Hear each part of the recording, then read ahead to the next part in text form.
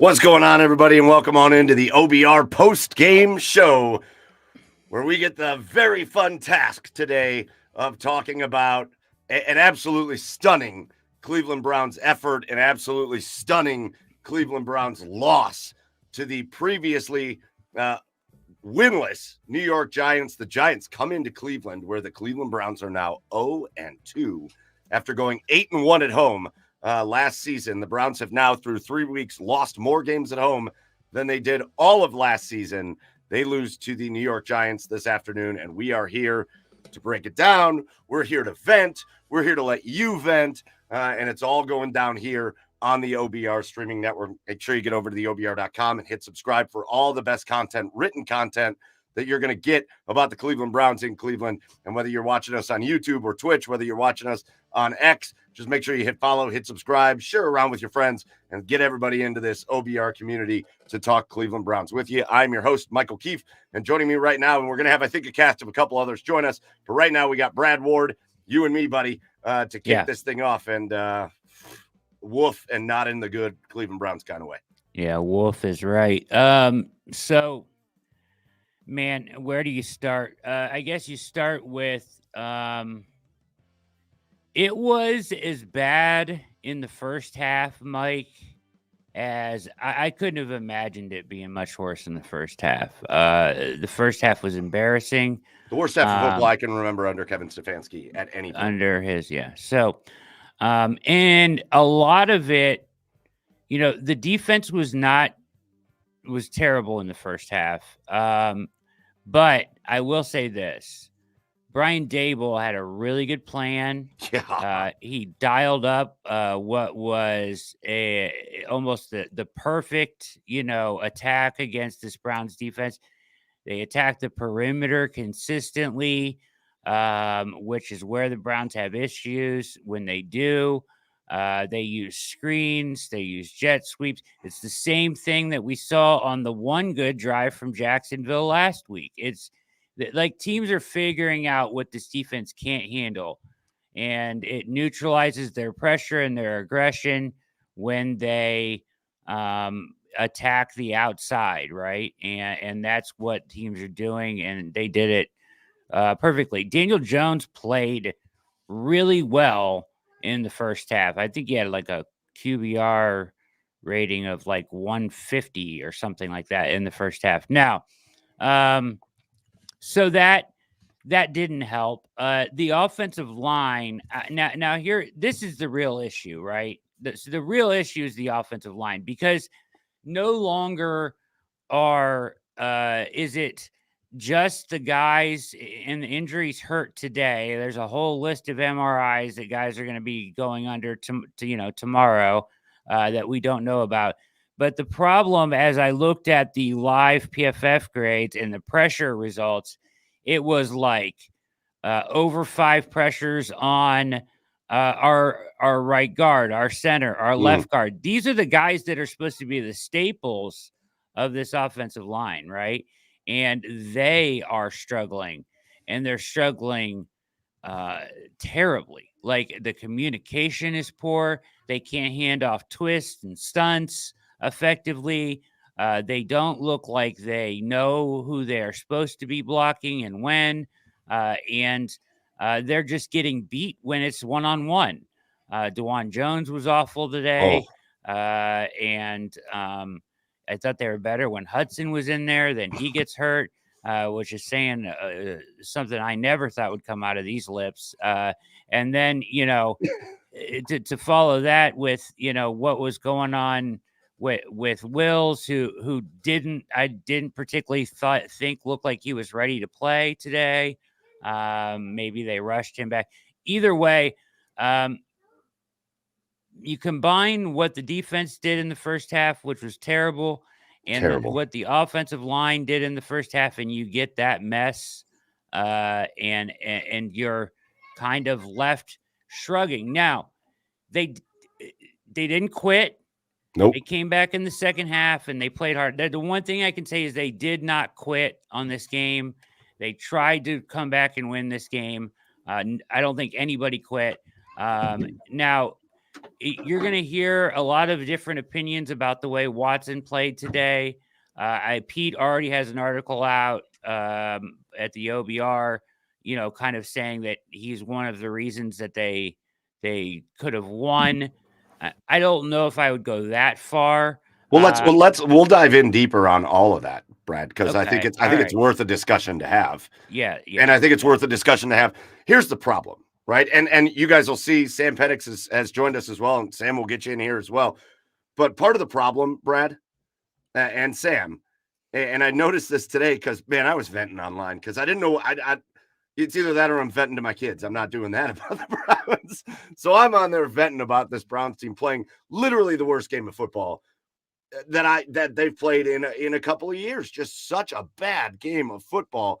And it got better over time, and then it got worse again.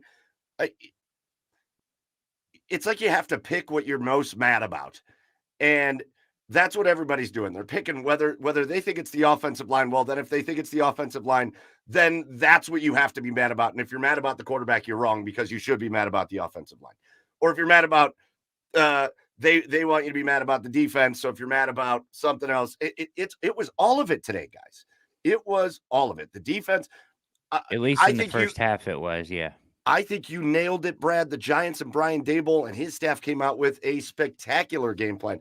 And really, I think what that really shined a light on, and this is the first time, you guys know me, I love Kevin Stefanski. I've loved him since he's been here. I like what he does. I appreciate his steadiness as a head coach. I really, really like Kevin Stefanski. But man got outcoached badly in the first half. And what it did was it shined a light on his inability. There was no adjustments by the Browns in the first half of this game. Nothing. As Deshaun Watson is getting his butt kicked left and right because an offensive line isn't blocking, they aren't adjusting the play calling to try to help the dude out and get the ball out of his hands any faster. And then he's making stupid play. It just was a whole comedy of errors. They played better in the second half, but then we could talk a little bit about how they looked better in the second half, and then how they had 3 chances to win the game and went 0 for 3 on those 3 chances. But Sam, I don't want to vent or else I'll go for like 40 minutes.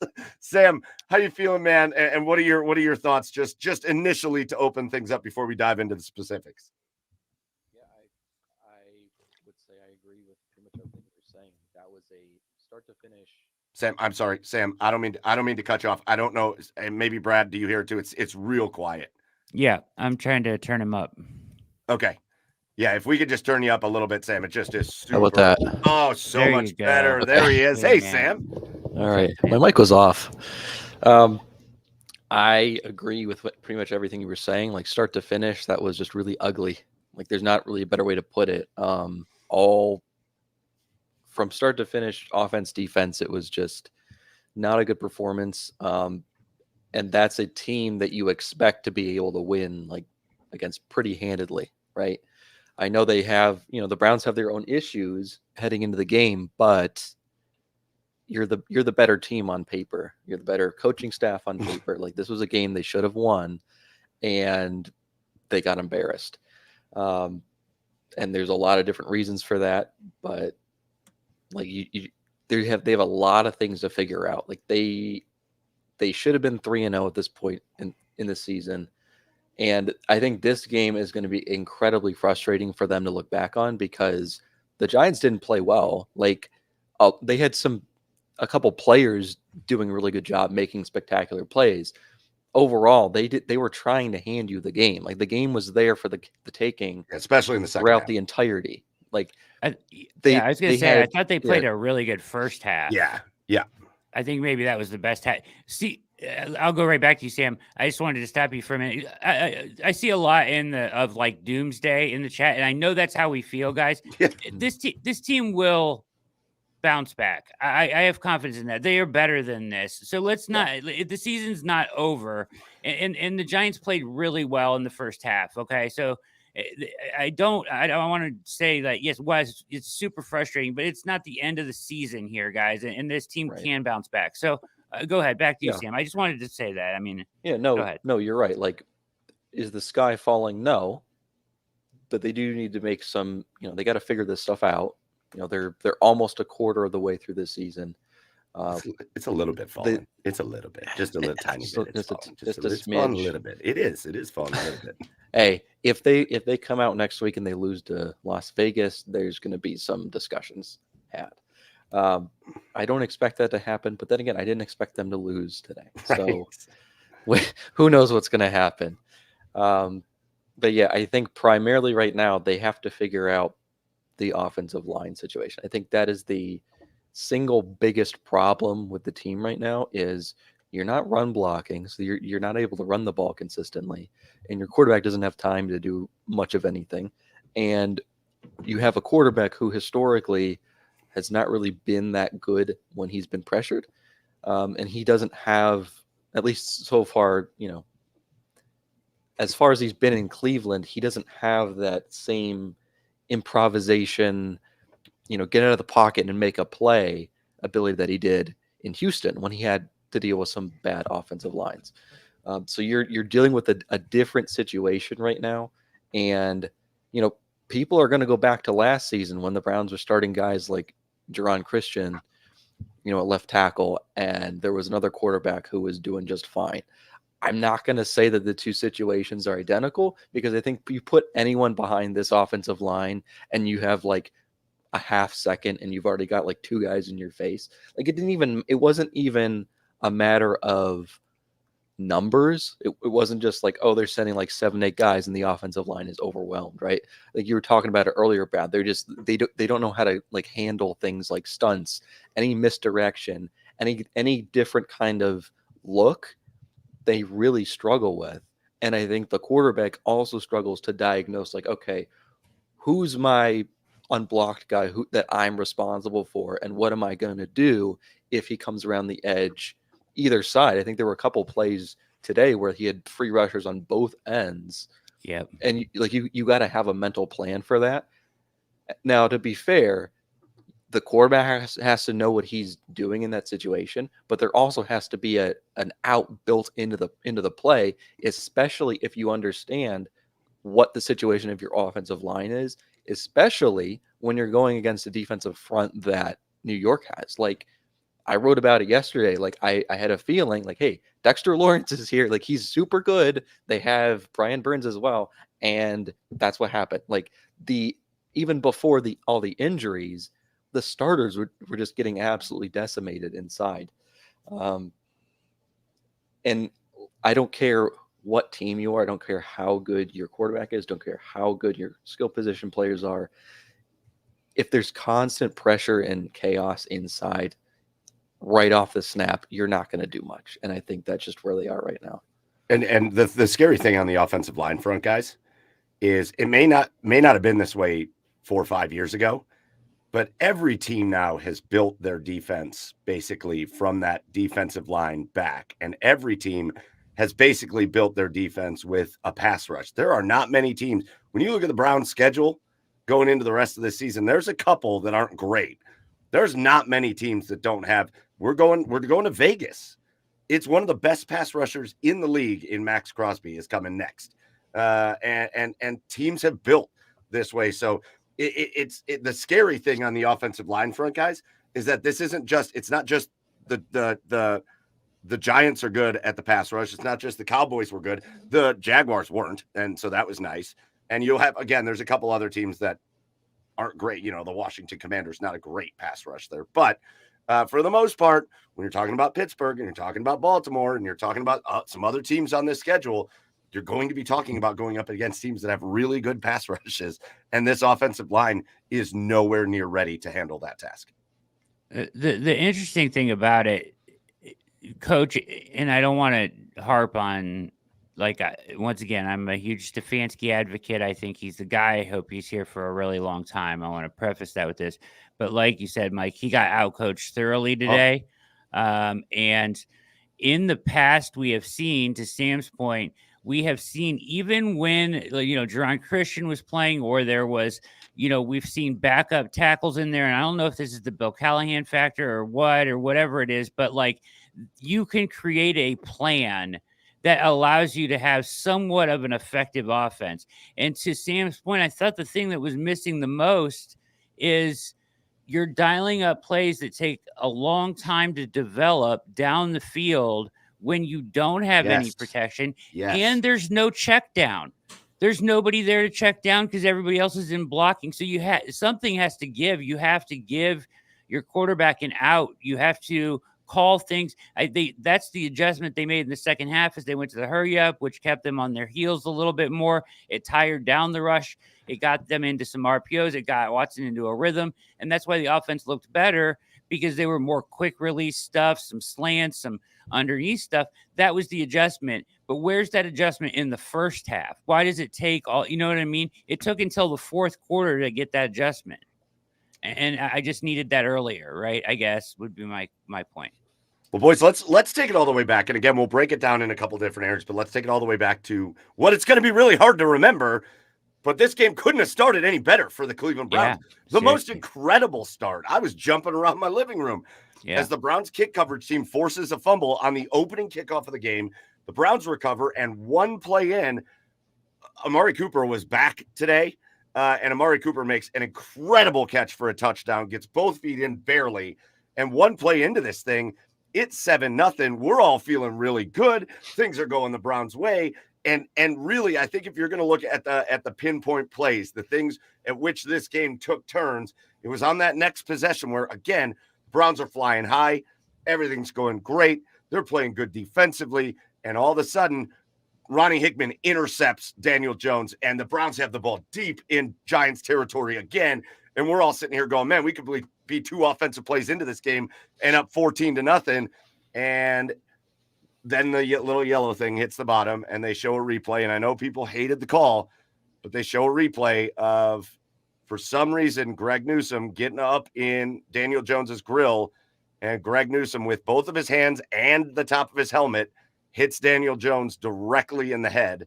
And it may have been soft. You may not love the call because it was soft. Daniel Jones didn't even move really, but he made direct contact with Daniel Jones's head. And really, boys, it really feels like the game completely changed right there. Mike, it's a soft call. I hate it, but they're going to call it every time. We've seen That's it. the rule. It's the rule. If you touch them in the head, they're going to call it. I don't care how soft it is. So don't do it. Like, show some restraint. There was no need for it. Go ahead, Sam. No, I totally agree. Like, and the players know the rules, so you can't blame the refs for that one, right? Like, yeah, it's frustrating too. Like because that's not a rough play. Like, he didn't, like you said, he barely moved, but that's the rule. Like, that is textbook what you're not allowed to do. So you have to know that and not do it. That's just a boneheaded mistake, and it proved very costly because it probably wiped at least 3, probably 7 points off the board. And then what did the Giants do? They went right down the field and scored.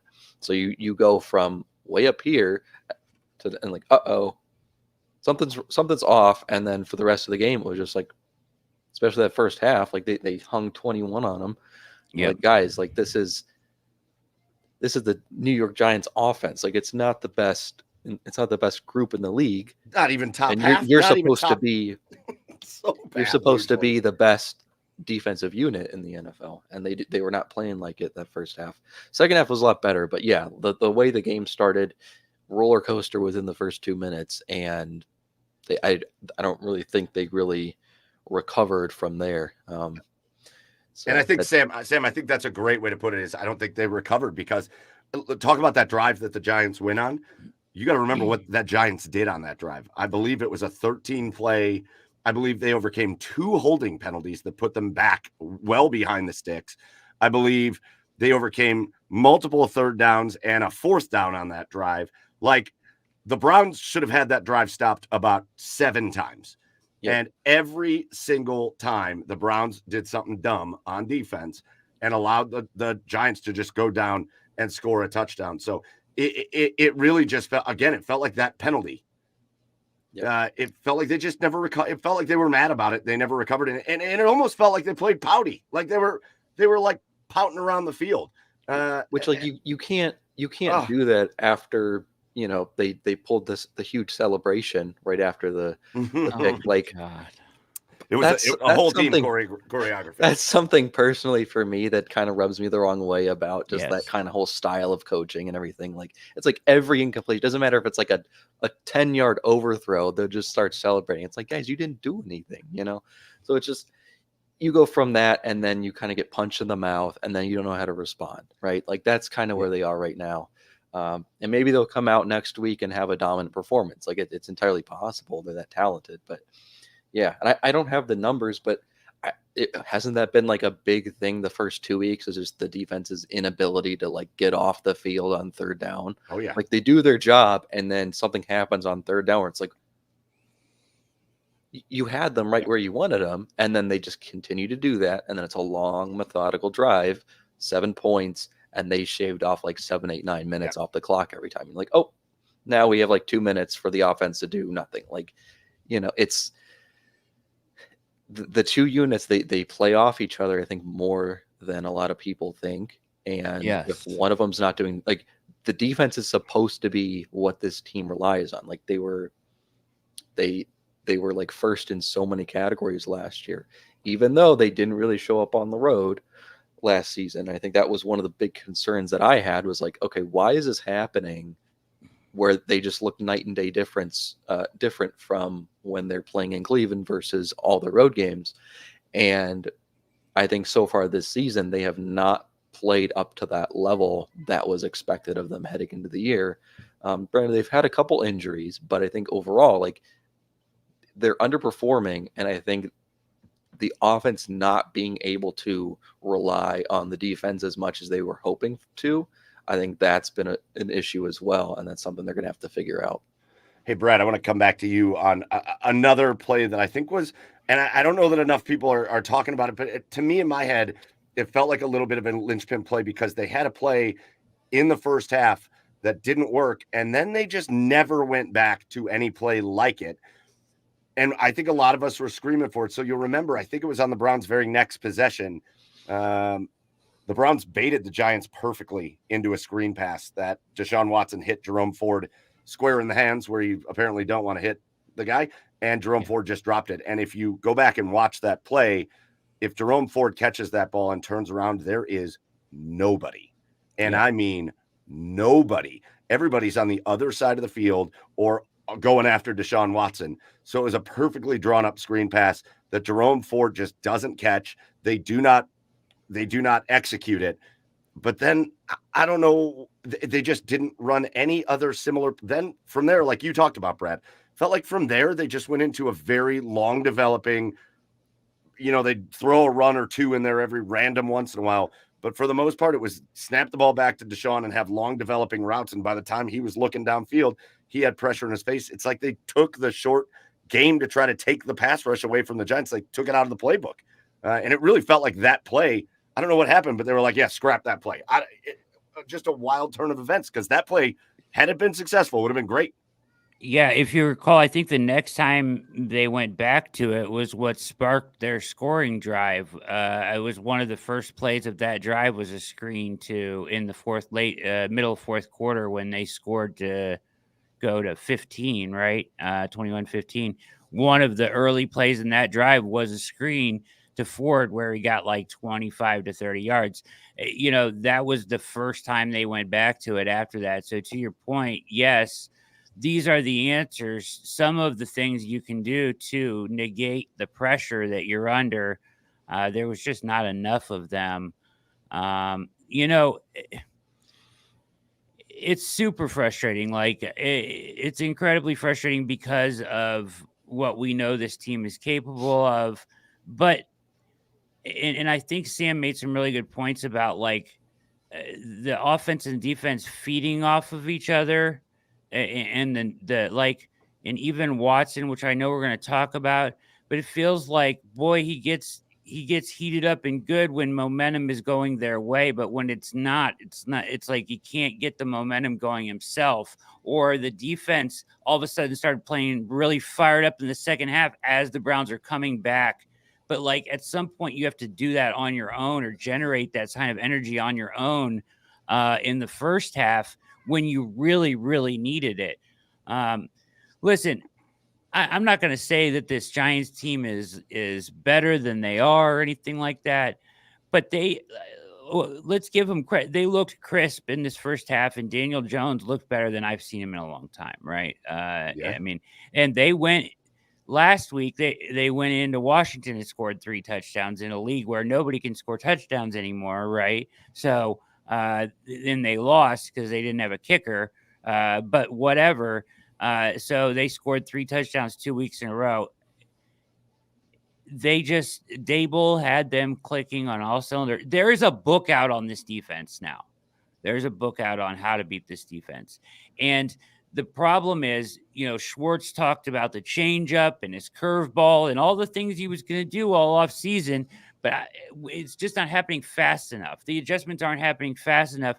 It's too late. You're down 21. You've given up 21 points by the time you make the adjustment that you need to make or whatever it is.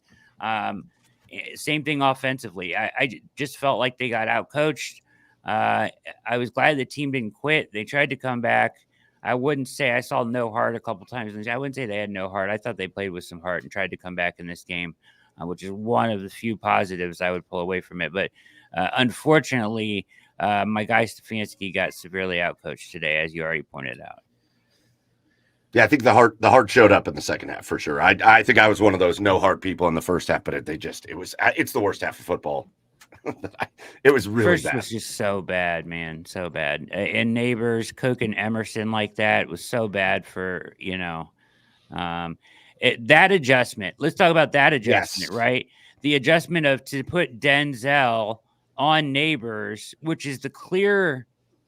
And we could have told you that before the game started. All right. So here's a great question, guys. Why? I don't want to say anything about MJ, but he's not having the greatest start to the season, and he got cooked by Malik Neighbors. We pride ourselves. I don't know. Maybe you guys can answer realistically without me getting all flustered and upset. What do we think the purpose of? Maybe if we don't even want to say a negative thing about MJ Emerson, maybe we want to say we love MJ Emerson. He's great. But if we're building the secondary and the cornerback room around Denzel Ward, and he's your premier player in that cornerback room, shouldn't he always be the guy that starts on the main guy on the other team? I guess it depends on what you're doing defensively, right? But as a team that is primarily in man-to-man, yes, you can do that, right? Like, you can do that. Now, you're going to give it away some of the time, but when Denzel is as good as he is, and when he was on Neighbors, he pretty much shut him down. So why not start there instead of having to go there later in the game? And I don't think it's so much Emerson. Emerson had an interception. If he just gets off, you got caught flat-footed, right? Like, that should have been a pick 10. In such good coverage, he was in the exact perfect right position, and then his feet were just glued to the ground. Yeah. So, and yes, he did get cooked by him, but they are totally different style cornerback to wide receiver. Like, Emerson is built to play the bigger, longer receiver, get physical out there, play press man against him. Ward is the guy that can mirror a guy like Neighbors and run with him. And that's why you don't let that. Even Greg is more suited to cover Neighbors than Emerson is. That's just not what he is. He's not a speed guy. He's a physical guy. He's a length guy and a technique guy. It's just a mismatch, and they let it happen, right? And I would have said coming into this game, they have one weapon. They have one really, really good weapon. Let's not let that weapon beat us by making sure that Denzel is on him wherever he goes, right? But teams know the Browns are going to play man most of the time. So let's make sure he's there. And waiting to the second half to do that is a critical flaw in coaching and concept. I just don't get it. Like, I just don't get that. Yeah, I agree. I really can't think of many corners in the NFL that I think would be better suited to play man-to-man against Neighbors. Like, there aren't many there aren't maybe like 2, 3 at the absolute most. I can't really think of any right now that just have the combination of speed and quickness that Ward has. Like, that's his calling card. He's a man-to-man corner, and that's why he makes all the money he does, right? But that's just not what Schwartz does. Like, that's not how he runs his defense. And what was the issue last year? Like, what happened in that Houston game was Schwartz played his same style of defense that got him to that point, and the Texans adjusted. They did things totally differently, and they completely blew the doors off the Browns defense in that game. And like you were saying, Brad, Schwartz talked all offseason about, like, I'm going to be making changes. I'm going to be throwing these different pitches. And yet what happens is it's the same thing, right? I had like an inkling the other day. So I went and I found the numbers. So these are the percentage of snaps that Ward lined up on the left side at boundary corner year by year, right? So in 2018 as a rookie, 71%, then 82%, then 81%, 21-22, 46 and 53%. Then Jim Schwartz gets here. 2023, 92.6%. And then through 2 games this season, it was 96.2%. So in Schwartz's defense, Ward is basically a monolith at left outside corner.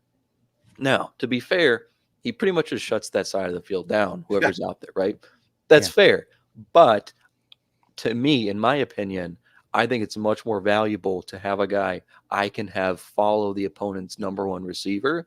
And like, okay, maybe he'll get beat a couple times because, elite players are elite players, but I feel definitely the best with Ward on Neighbors than I do as compared to Newsome or Emerson much more, right? Just like you're saying, Emerson's fine, but that's not the kind of player he's going to find success against. And we saw that today. Like, Neighbors is just too fast, too quick. It wasn't even fair. But in the second half, when Schwartz finally did that, things were a lot different because Ward is a much better player and he's much better suited to cover a player like Neighbors.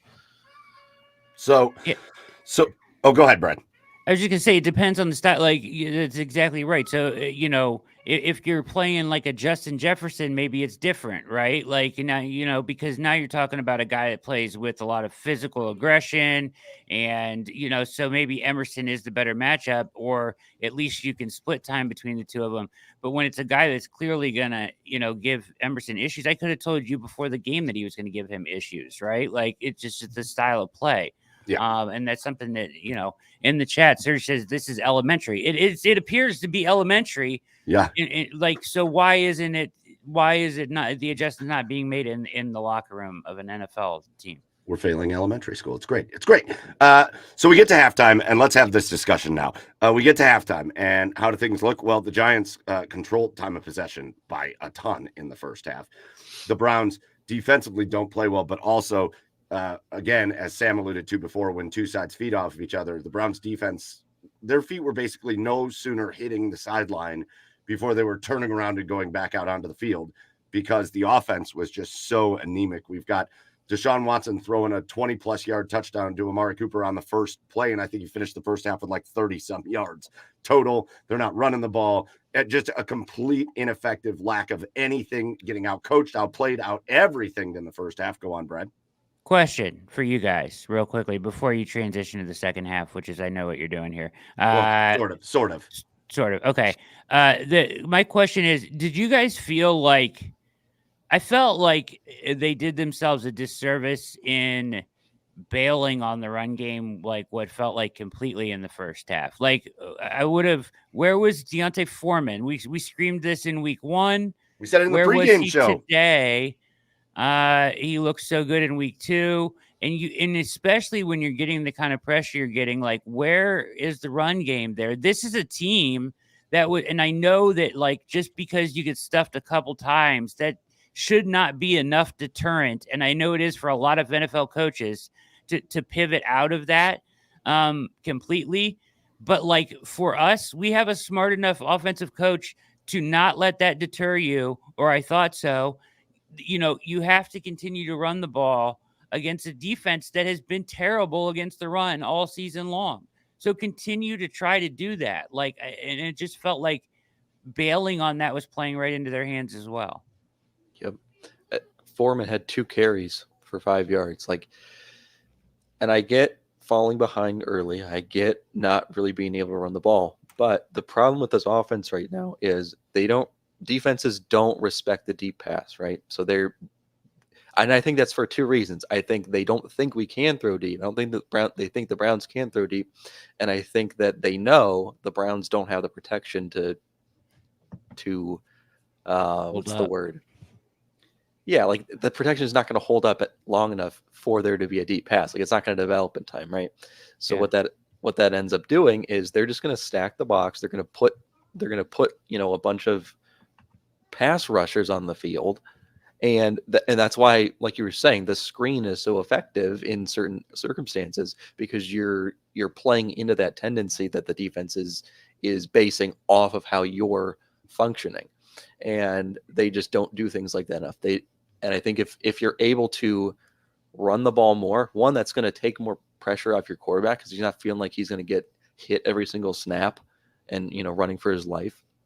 But I also think that's going to help your offensive line, especially when you have all these guys off the bench in different positions. You're like, I don't know, like third position for some of these guys, fifth string, fourth string, whatever it is, just let them, sit back and just like pin their ears back and go block someone, like go blow somebody up. I know it sounds maybe reductionist, but like that does have an impact. Like, your pass protection is going to be affected to some degree by how much you run the ball, by how 100%. your guys are blocking. You got to have some sort of a mix in there. Now, some circumstances in the game is not going to lend itself to that, but early in the game, I think you can do more than just 2 carries with your battering ram running back. Now, also to be fair, like Dexter Lawrence makes it really hard to do that running inside. Yeah. Which was expected, but I think you can take advantage of the plays when he's not on the field, or I don't know. There's plenty of things you can do. Run it outside. Run some sort of, go back to the outside wide zone. Like there's tons of different things that they can do to implement more variety in the run game. And I think that was one of the main things coming into the season, like that they were going to do. They're basically saying like, hey, by bringing in Dorsey, we're not going to marry ourselves only to this outside zone that we've been running for a couple years. We're going to throw some variety in here, do some different things, and that's going to help the running backs that we have filling in for Chubb, and it's also going to play more into the strengths of our offensive linemen. But we're really not seeing that to this point. I think that's a problem. Well, and Ian, Dexter Lawrence is a problem, but to Brad's point, it's a New York Giants defense that gave up 215 yards on the ground to the Washington Commanders last week. To the Washington Commanders, which is not a great offense, but they stuck with the run and they just went after the New York Giants and ran the ball. And this just goes back to, and again, you've got to be flexible when you have a fandom and when you talk about a team. This goes back to the fact that right now, whatever they're doing off, I don't know if maybe Kevin Stefanski and Ken Dorsey are just still trying to work out getting on the same page on how they're calling plays, because that could be a thing. I don't know what it is, but the way that these games are getting coached is atrocious. The way, especially the first half of this game, the play calling and abandoning the run and abandoning the short pass game and putting the team in a position to not be able to deal with both the pass rush and a bad run defense. There was zero adaptability. There was zero change, zero. I don't know what they're looking at on the dang iPads on the sideline, because they're not adjusting. There were no adjustments. They just were. It was like they were watching like what my kids watch on their iPads. And that's what it felt like. There were no adjustments at all in that first half. Now, on the second half, we can talk about adjustments. But before we go to the second half, guys, let's have the talk about our quarterback. Because, again, I feel like this is a safe space for me, because the minute you go online and say anything about the quarterback, it explodes one way or the other. You either hate the guy or you love the guy. You're an apologist or you're just a hater. And the fact of the matter is, first half, Deshaun Watson was hideous. And he got sacked 7 times in the first half of this game. And he was running for his life, but he was also not making reads. He was not getting rid of the ball. There were times where he got sacked. I think the majority of the sacks were on the offensive line, but there were a few sacks in this game where he had a little time. I remember one play distinctly where he had a clean pocket and all of a sudden he just started running right. I don't know why. And he ran right into a sack. But Deshaun, after the first play to Amari Cooper, the rest of that half just seems like he lost all confidence. The game plan didn't seem like it meshed with him. So here's the question, because a lot of the conversation goes to, what is Kevin Stefanski doing? What is Deshaun Watson doing? What has Stefanski done before? What is Stefanski doing now? And I guess the question is this. When I watch a Kevin Stefanski offense, and I've watched it run successfully in the past, a lot of what you rely on is anticipation and timing. And I think even coming into this situation with Deshaun Watson, he was never known as being a timing and anticipation guy. It was the knock on him in Houston was he holds onto the ball too long. Now, usually when he was in Houston, he would still make something great happen. But here he's holding on to the ball. And again, I'm not saying it's entirely, look, it's already happening. I'm not saying it's entirely his fault, but that's the kind of player he is that he hangs onto the ball, and it isn't that timing and anticipation. He throws to what he sees. He doesn't throw to what is going to happen. And I think that's a knock. And I don't know, we're getting to a point in Kevin Stefanski's system. I don't want to say it's just never possible that this is going to work. But to me, it feels like we're trying to put a square peg into a round hole a little bit. And it looked better in the second half. It still didn't look great. And especially at the end, it didn't look good at all. But I don't know, guys, where are we at here? What's the thought process on what's going on with number 4 as we are 3 weeks into this season? Yeah, I'm going to reserve ultimate judgment until tomorrow morning when I've been able to watch through the coach's film. But my initial impressions are he wasn't helped out by his teammates today. He wasn't helped out by the line. No. But there comes a point where you have to try to isolate one player's performance outside of those things. And I just feel like every time we do, we come away not satisfied with what we're seeing, right? And I think the whole discussion about, like, is this guy worth what they gave up for him? Is he worth his contract? You can't even have that yet. Like, you have to get to like baseline competency first, right? And I think that's kind of where we're aiming for. And I think we saw that for the most part last week. And I think the impression of his performance last week was kind of aided by his performance in week 1. It was like, whoa, look at this big jump, where it was like really low and then a big jump to like, it was like fine, I guess. Like, I wouldn't categorize it as quote unquote good, but like it was enough to win, right? And then this week, it's like, again, more of a mixed bag, right? So you've got all the pressure, like that's going to affect him. Did he deal with the pressure well? Like that's something you can compare to other players who are under pressure. And my answer would be no, he doesn't. What he does is he tries to move around in the pocket, escape, do whatever, and then come out usually up to his right and then make this great throw downfield. Like that's what he did in Houston. And he did a lot of really impressive things that way with the Texans. That's one of the things that was like, wow, like this guy's really good because of what he can do when the play breaks down. However, he hasn't really done that in Cleveland. Like that game, that part of his game just doesn't exist. It hasn't existed since he's been here. And that's a huge issue because, like you were saying, Mike, in structure, when he's just dropping back and reading the defense, I think you put it well. He doesn't throw to what's going to happen. He throws to what he's seeing. And I don't think he's seeing things very well right now. I don't think he's seen things very well for the duration of his time in Cleveland. I don't know why. I don't know if he's like, you can list off the excuses, right? You missed a year. There's all this rust. There's new offense. There's all these injuries and stuff, right? At some point, he has to get back up to speed at playing quarterback in the NFL. And I know Pete talks about this a lot. Like, the game has evolved so much over the past 4 years since he was in Houston back in 2020. And it just seems like he hasn't been able to adjust to that, right? And I don't know what it's going to take for that to happen, but he's not, like, we're not in Kansas anymore, like we're not in 2020. We're not in that era of NFL football. And he needs to be able to just drop back and take what the defense gives him. Now, saying that, like, is that the definition of a game manager? Yeah. Is that incredibly disappointing for the franchise that gave up so much for this guy and basically mortgaged the next, 4 or 5 years from when they did it to this player? Absolutely. You can't make an argument that it's been worth it to this point. But that's kind of where you have to get to right now. And I think the whole argument this offseason was like, hey, if they can just get like baseline average QB play, they're going to be a pretty good team, because that's what happened last season, right? What was it, 4 or 5 starters at different points last season, and then they have Flacco, coming in off the street and looking pretty decent, leading that team to the playoffs. Yeah, like that's kind of what you're expecting and what you're needing. And it's just, we have a special guest appearance by. I know.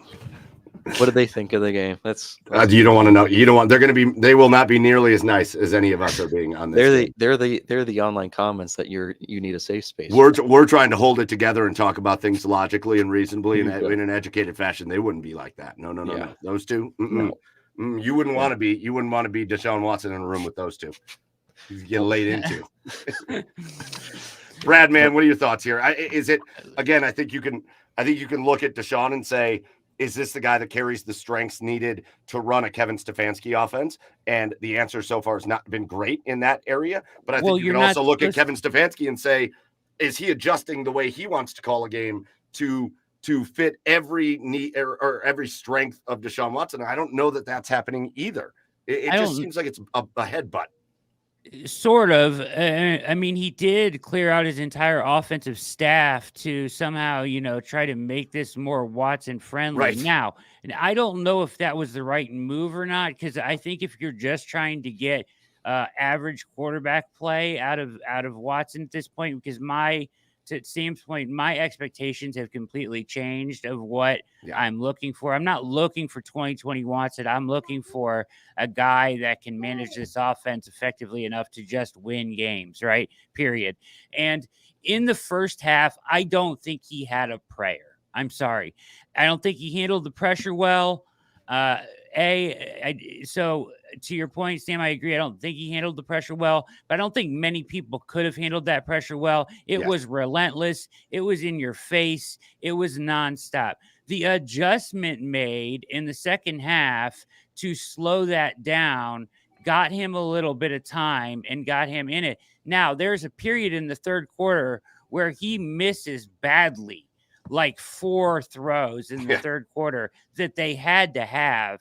One to more where it may have been a miscommunication. I got to go back and look at that. He was pointing to the sideline like he wanted more to cut in, although it looked like he missed him either way. In my opinion, it looked like an overthrow. He overthrows Cooper. He gets Cooper wide open on an out and throws it like 10 yards in front of him into the dirt. So there's the plays like that are inexplainable. And that was like, what is this? Here, this is the problem that we have. That was what was happening last year. Yes. So wildly inaccurate for a while, but then he starts to get the momentum, right? He looks best in this game when they're in the hurry up and they're in the RPO, where he's either handing it off or he's keeping it and making a quick decision on a slant or whatever. But he looks better when he knows where somebody's going to be early in the snap and he can go release the ball. And even sometimes if he has to squeeze it in there, sometimes he's really accurate at doing that. He did it several times on those late drives, right? For some reason, it's when his eyes are going from right to left or left to right is when he's most inaccurate, it seems. It's like he's hurried, or his feet aren't set, or he's just not there yet in the processing. So I don't think you can blame this game on Watson. And nobody did him any favors, you know what I mean, really, except for Cooper. Tillman's got to catch that ball at the end of the game. Oh, my God. I mean, that's actually his best throw. It's his best throw of the game. It's a really sharp throw. But what I boiled down to, like, I can't really blame him for much of this game because of the pressure. He was very inaccurate in the third. I thought that was poor. But as a whole, my evaluation of this comes down to 3 drives, basically. Like, you have a guy, once again, and my expectations are lowered, that you paid a ton of money to win you games, and you get the ball 3 times down by 6 points with one time the ball at the 50-yard line, and you can't go win the game. And that's like, and at that point, the rush had slowed, and there was some bad decisions in that, he misses the tight end Akins on 4th and 1. That's the big, yeah, that one was brutal. And then, like I said, well, so you get to that point. All right. So they played better. So I just wanted him to, at the end, I just said, he can go win the game here and save the day and make a play and win the game. Now, at the end, I ultimately can't blame him because he makes a great throw to Tillman and he drops it. So I'm conflicted. I'm neutral on this. To like Sam, I don't want to sound like Hugh Jackson here, like, I got to go watch the tape before I can answer your question. I don't feel like that. I feel like I'm neutral. He did not have much of a chance today. They have to give him more time to throw. Stefanski has to give him, if you want him to take what the defense is going to give you, then give him a check down. There was no check downs on half of the stuff in the first half. That's not his fault, right? The fumble when they're driving down the field to take the lead is not on him. He put it right in his stomach. Pause just for a second, because I want to let you go back, because we're having there's a whole Twitter debate going on the fumble, and right now there's a debate going on in the comments about the fumble. Guys, it doesn't have to be one way or the other. I think we need to step back on the Deshaun thing, because I do think anytime somebody makes a mistake, it triggers its way back to Deshaun. Like there have been some throws over the course of the season. I remember some during the Cowboys game that weren't exact. The throw that went off Elijah Moore's hands in that game that got intercepted. Elijah Moore's got to make a play for his quarterback.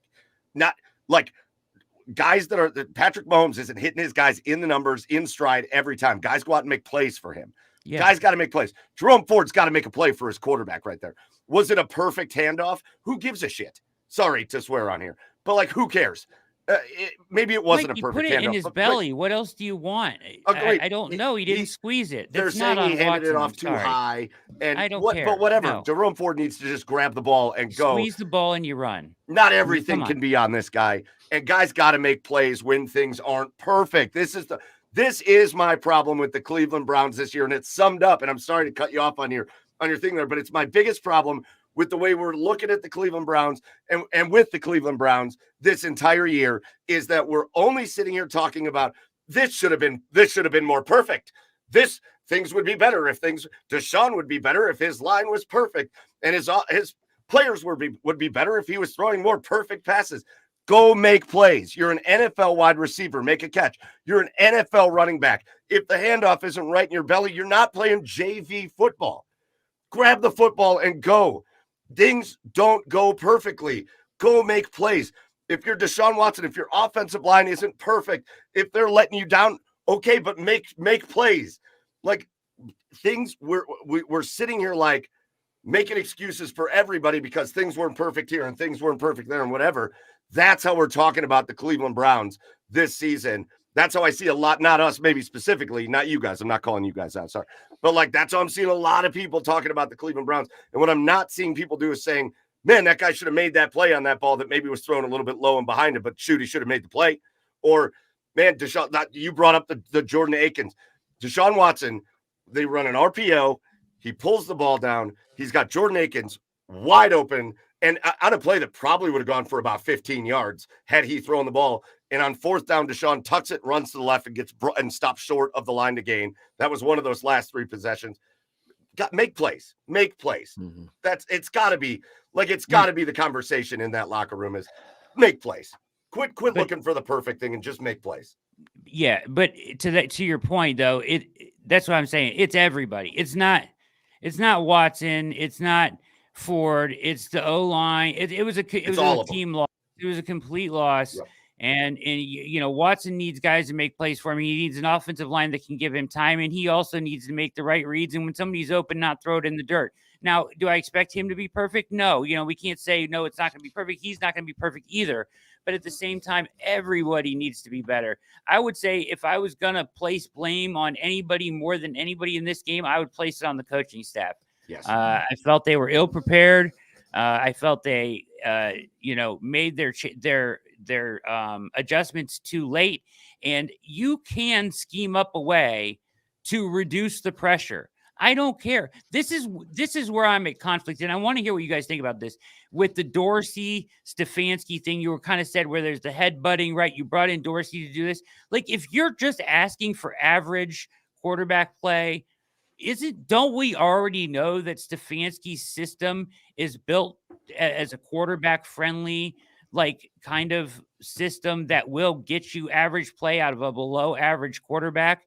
The problem here is that for some reason Watson can't function in that offense. Like, this is the only. I'm not saying I want to see Jacoby Brissett in Stefanski's offense because I think that he's better than Watson. It's because I think that's a better match, and that's ultimately what would look better on the field. Because Stefanski can know what he expects from Brissett. Brissett, would know how to, you know what I mean? No, Brissett. Why am I saying Brissett? You know what I'm saying. Winston. Oh no, you're thinking of Winston. Winston. Yep. Winston. And I don't know why I said that. Brissett's fine too. I'm fuming. I got heat coming off my head. You're still holding on to 2 years ago. I'm holding on to 2 years ago. But you've got to pick one. It's like Sam, are they not kind of going back and forth between both styles in a singular game? And it's not meshed or married together well enough yet to do that. I'm confused at what they're doing offensively. Yeah, I mean, I wish I knew. Like, coming into the season, the goal was, hey, we have this offense that Stefanski has run for 4 seasons in Cleveland, and it worked really well in certain circumstances, like that 2020 year with Mayfield, fantastic. When Flacco was running the offense, looked really good. And a lot of that was, lots of play action, lots of plays where the quarterback kind of has an idea of what's going to happen before the snap. And something that Stefanski's offense, it doesn't matter who the quarterback has been, something that's been really consistent throughout his entire tenure in Cleveland is he gets wide receivers open. Like, there is constantly options down the field for the quarterback to make. It's up to the quarterback whether he sees those options or not, right? And that was one of the big issues with Mayfield towards the end of his time in Cleveland. He just wasn't reading the field well. Like, whether it was the injury, like, it doesn't matter what it is. It was a complete shift from 2020, and that's ultimately why they decided. Was he not trusting? Like, was he not seeing? Was he not understanding? Like, was there work ethic? Like, whatever it was, the way that offense was designed was not being run correctly because of the quarterback. Now, that style of offense, like what you were saying earlier, Mike, that is not necessarily what Watson has done well during his NFL career. He is more of a read and react guy. He likes to be in control of things, and he likes to go around, sprinkle a little pixie dust, and make something out of nothing, right? That's his thing. And that's what he made his living doing in Houston. That's where he got to, that upper echelon of quarterbacks in 2020 because he was so good at that. And the thing is, he didn't necessarily have great receivers either. Like, he had Hopkins up until, like, 2019 was the last year he had Hopkins. So the year he kind of like took the big step, he didn't have necessarily a number one receiver. So he was doing this with a subpar offensive line. You can even argue a subpar offensive system, because that was still like during the Bill O'Brien era, I'm pretty sure, right? So there's all these things kind of working against him, but he was able to find success in spite of those things. And I think that was where, from a football perspective, you were looking at it, you're like, okay, like, if he can do that in that offense with that personnel and that coaching staff, and we put him in Cleveland with a better coaching staff, better defense, better offense, and better skill position players around him, he can really take off. And that just hasn't happened. And I think that struggle between, I think that, like you said, trying to fit a square peg in a round hole, like they're trying to make Watson do something that he isn't necessarily the best at, which was, what was happening in 22 and 23. And then this offseason, the thought process was, okay, we've seen what the last few years have been like. When Watson's been on the field, with what wasn't much, but when he was on the field, the offense was not working as we think it should. with him at quarterback, right? And so what they did is they brought in Dorsey, who kind of has a different offensive philosophy of things. So where Stefanski kind of schemes guys open and he kind of gives the quarterback the blueprint before the snap, Dorsey's offense is very different in that primarily he makes use of choice routes. So this requires the quarterback and the receiver to be on the same page, basically be of one mind. So they're going to, run part of the route, and then based on the leverage, based on how the defense and specifically their defender reacts, they're going to choose where to run the route. They're going to have, 1, 2, 3 different options for each route. So it's a lot of information processing post snap. And sometimes that can work. Like, they can work really well if you have a smart quarterback who's able to really pick out what's going on throughout the course of a game and be like, okay, they can have conversation on the sideline with the receivers and be like, hey, your guy's doing this all game. Why don't you do this? And then if that happens, you can break off a huge play.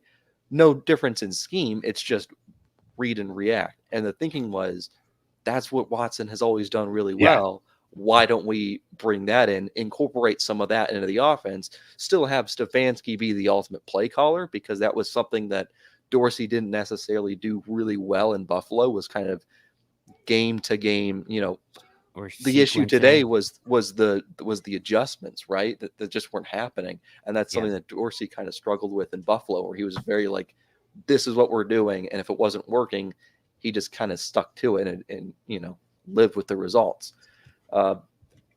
So that was the idea, but it hasn't really manifested itself so far this season. Again, it's 3 games, so hopefully it'll be able to mesh more as the season goes on. But the early returns are not nearly as promising as the team hoped. Sam, well, you were talking, did like a dog run by? I don't have a dog. Oh. I have a cat. Maybe it was a cat. There's I don't a know. cat. It sounded like there were bells. It sounded like Santa Claus was at your house. I was real excited for you there. I hope so. I was real excited for. So listen, guys, we get to the end of the game, and you guys brought up, and I had flashbacks at the end of the game because you guys brought up, and again, I'm not ever doing a Baker Deshaun thing. I hate that. It's over. It's done. But it did remind me of something from that era. One of the things we used to get frustrated about back when we had that era of football going on was we would get close to the end of a game. It would be our turn to go down and win a game. And we very rarely ever went down at the end and won a game. It was something that a lot of people had critiques on. Here in this game, God, it felt like that all over again, especially 2021. It felt like that all over again. The Giants gave the Browns 3 chances. They missed a field goal. The Giants played. Browns defense played much better in the second half, giving up no points, although they should have given up a touchdown at the end, but smartly, Devin Singletary takes a knee at the 1. But really, they locked it in, and the Browns give you the Giants give you 3 opportunities to go down. You're down 6. They give you 3 opportunities to go down and win the game, and you have the botched handoff between Watson and Ford that results in a turnover. When you have the ball at midfield, you have Deshaun not seeing an open receiver and trying to run the ball to the left on 4th and 1 and getting stuffed a half a yard short. And then on the next 4th down, you have Deshaun making a good play on the right read, doing everything. He steps into the pass and he still has that arm when he steps into it and drives the ball. It looks great. And he drives the ball. And for some reason, Cedric Tillman, I would not want to be in the film room for this one, because for some reason he like spazzed. He like got excited that the ball was coming his way. And for some reason he just jumped like off both feet off the ground, and the ball hits him directly in the chest and falls incomplete. And that was the end of the game. They had 3 chances to go down and win. And it was on, again, as you said before, Brad, everybody failed when they worked hard and they came back and they didn't quit on the game. And he had that great touchdown pass to Amari Cooper, and he had a good play called up and good execution on the 2-point conversion to Jerry Jeudy. And you're down 6, and then the team just fell apart. And I'm with you, Brad. And I think I'll let you guys have the last word on this as we get ready to head out of here. But I think it starts at coaching, and then everybody else falls in line. And there are only a couple people on the list for this game. There's only a couple people that don't belong on the list for you are at fault for this loss. Amari Cooper is not at fault for this loss by any stretch. Denzel Ward is not at fault for this loss by any stretch, but goof, man, pretty much everybody else is on the list. That's about it. Yeah, that's about it. You know, you just wanted him to see it, like them go win the game right there, win a game that they played like crap and they still could pull out, because that's the sign of a good team, right? A sign of a good team is you go play like crap against a bad team, but you still find a way to pull it out at the end. And they really had that opportunity in front of them today. The momentum had shifted. The defense was getting a stop. They gave him 3 chances to miss field goal. Oh my God. I'm like, you got to be kidding me. They're going to give him another chance. Giants are trying to give you this game at the end here. You have no business winning. You've got to take that opportunity. Wins in this league are so critical. You've got to go get that win somehow. And when you can't figure a way to even get it down in like the high red area on any of those drives, it is super, super frustrating. And you were moving the ball well. Yes. When the fumble comes too. That was the one that I think was the backbreaker. So, and that's not just, Watson had his moments in those drives where he made some plays, scrambled out, threw some darts to Cooper. So, that's almost where he's best, when it's like he has a little chaos there to, you know what I mean? To get out to the right and left and stuff like that. But this, the real problem going forward is, how are you going to manage? There's like 5 MRIs on offensive linemen. How are you going to handle the offensive line going forward? Is Myles Garrett going to be healthy? Is Jim Schwartz going to be, you've got Mike Vrabel in the building. Make the proper adjustments on defense so that you're not getting beat on pressure every game. Like, the book is out on, you're going to have to adjust somewhat. I don't expect them to become a different team. That's your identity. You pressure, I get it. But at some point, when teams are doing like what they did today and like last week for one drive, just Doug Peterson wasn't smart enough to continue doing it. That's the only problem. The only reason that saved him last week, right, is he wasn't a smart enough coach to keep doing it. Is the boots, the screens, the jet sweeps, the stuff that neutralizes your pressure is gonna beat you until you figure out what that changeup is. And I'm still yet to really see it with any consistency. So that has to change, okay? And also, this team will bounce back. That is the one thing that Stefanski does. They rarely lose 2 games in a row. I expect them to go win. I expect them to go win in Las Vegas next week. And the other thing, this league is weird. I'll say this. This will be my final thoughts on this, okay? This league is super weird. You saw a team like Tampa Bay, who was 2-0, get beat at home by the Broncos and Bo Nix today. You see weird outcomes this every week in the league. It's not just us. It's other teams that are losing games they shouldn't lose as well. They're 1-2. It's early. There's still time to figure it out, but they have to get the offensive line figured out. The communication is garbage. The play of the veterans up the middle, which is the most concerning part. I could live with if it was Hudson that was just bad, or Wills, who was right back off the IR, who was bad, because he's been good and bad his whole career. But when it's Bitonio and Pochik and freaking Wyatt Teller that are giving up 6, 5, and 6 pressures up the middle, that's unexcusable. I don't understand. And they can't even hand off a single stunt to each other.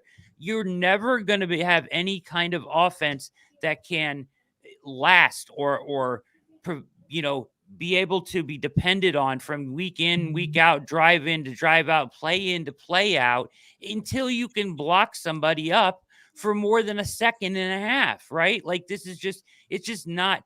Yes, you can ask Deshaun to make a great play here or there or handle the pressure better, but an offense is not going to be able to sustain success without some kind of adjustment on the offensive line or figuring this out to some degree. That is a problem. 8 pressures, 17 hits on your quarterback is not going to get it done in this league.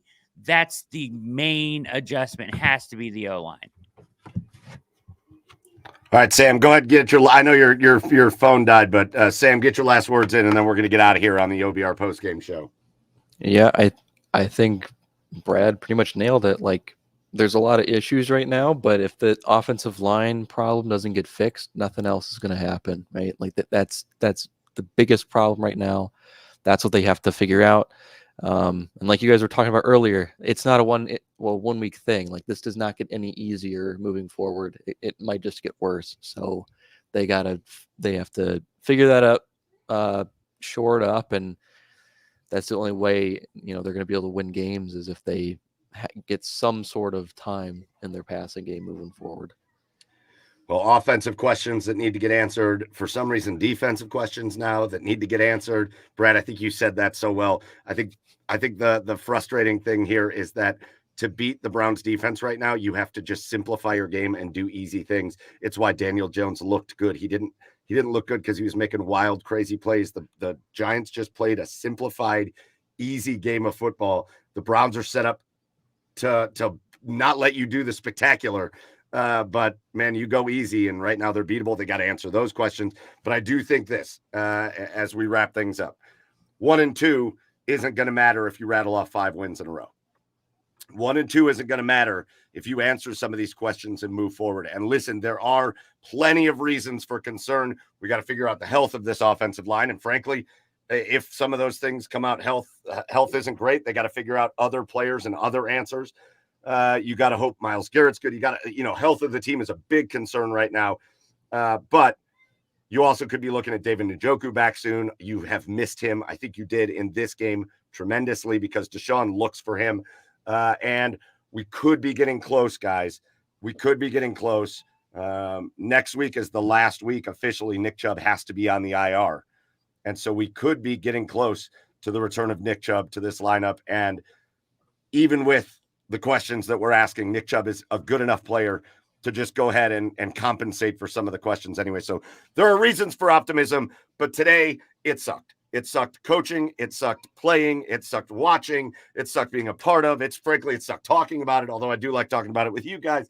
The whole thing was terrible. The Cleveland Browns fall to 1 and 2, and we're going to wrap it up on the OBR post-game show. Hey, real quick, make sure you get over to our sponsor of our post-game show, CoreHomeFitness.com, for the best home fitness equipment, things that don't suck. Core Home Fitness equipment. That is the opposite of suck. If you want to get in shape, if you want to get, especially as the winter comes around and the weather's getting bad and you want to stay in your house, not go outside in the elements, you want to get in shape, you want to get worked out, you want to get the body ready for next year, get to CoreHomeFitness.com, the adjustable dumbbells, just the total gym equipment, they got everything that you could possibly need to get yourself in shape. Make sure you visit them over there at CoreHomeFitness.com. Get your house outfitted and get your butt in shape. That's going to do it for us here on the OBR postgame show. Stay with us all week long, Monday through Friday, and then again next Sunday. We got shows a lot of nights. We got multiple shows coming at you. Me, Brad, you got Quincy tomorrow. You got OBR Weekly coming up. It's a whole situation. So make sure you're tuned into the OBR streaming network all week. Make sure you're tuned into the OBR.com for all the best written material. You heard Brad say it here. There's already great articles up about today's game, and there will be more. So make sure you get to the OBR.com and you subscribe over there and you hang with us through the whole year. It's a down moment. But we've been through plenty of these, Dog Pound. It happens in all seasons. It happens every season. You have your down moments. So. And we've experienced more than anybody. But we also know down moments can lead to up moments. So we're going to see how this team responds to an embarrassing loss. Now you've lost at home to a team that's not supposed to be any good. So it's an embarrassing loss. We're going to see how they respond. We're going to see what this team is made of. And hopefully they come out next week ready to roll in Vegas. We will talk to you before and after that game. Again, stick with us all week. But until then, as always, no matter what happens out on the field, go Browns. See you later, everybody. Thanks for